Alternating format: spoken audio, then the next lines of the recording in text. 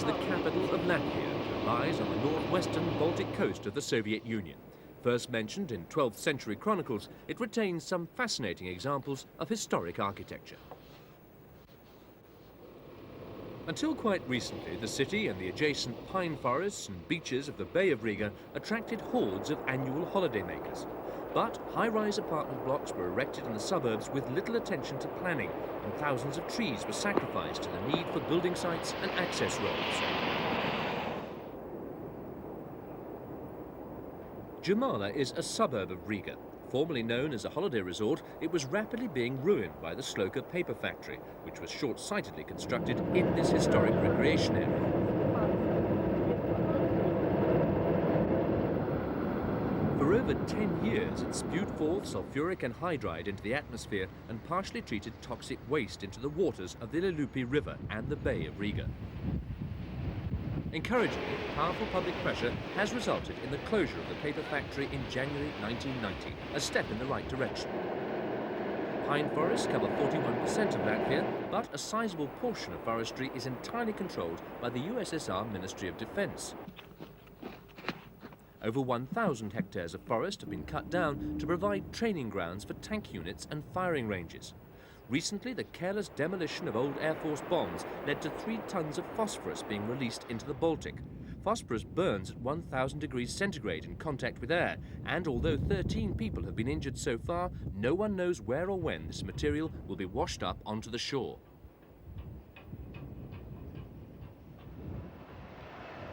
Pavelost, a village of 1,200 people, produces 300,000 tons of fish annually. Formerly, road transport access was strictly limited because of security in the strategically vital region, and 20 small fishing villages became deserted. Now, government is allowing the clearing of riverbeds to provide spawning grounds for valuable fish species, and the plight of the small fishing towns is being recognised. Marked as the site for a nuclear power plant, this village was saved by Glasnost when the project was abandoned after public protest. Ventspils, a seaport with a population of 60,000, was less fortunate. The port handles 35 million tons of oil, over 1 million tons of ammonia, and 2 million tons of potash salt annually. Part of the cargo inevitably slips into the sea. In 1961, it was decided to save money by building the ammonia processing plant inside the city rather than further away. In the port area, ammonia for fertilizers is stored alongside oil and an ammunition arsenal. Pipelines are old and worn out, and safety rules often disregarded. A major accident could trigger disaster for the townspeople. In 1989, a train pulling 14 ammonia containers was derailed, fracturing 7. Fortunately, although the accident took place near the oil depot, the containers were empty.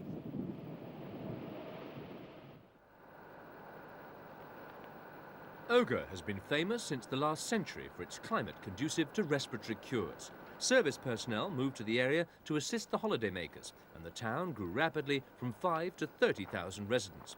However, some 30 factories have been built, including a pig breeding complex handling 30,000 pigs at a time. Unfortunately, the experts at the complex have so far failed to solve the question of how to use the resulting manure. The complex churns out 500 cubic meters of it a day, and as yet the only solution has been to drive it away by the tractor load, and pilot and special fields set aside for the purpose. It seems like yet another failure of scientific method and proper planning in the region.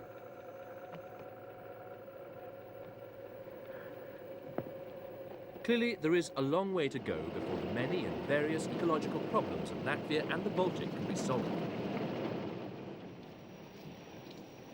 In the political arena, many see independence as a start to improving conditions, with environmental problems being one of the key issues. Riga is the only capital of the Soviet republics without basic sewage treatment facilities. For 2 years, its beaches have been unsafe for swimming, yet it still plays host to vast numbers of Russian troops, who are presumably not there for their health. Certainly, conditions can only get worse over the next 3 years, even if Soviet environmentalist plans are adopted now. Then there may be gradual improvement. We can only hope that it's not too late, or the small fishing towns and the pure beaches of the Latvian Baltic shore will be no more than a piece of history.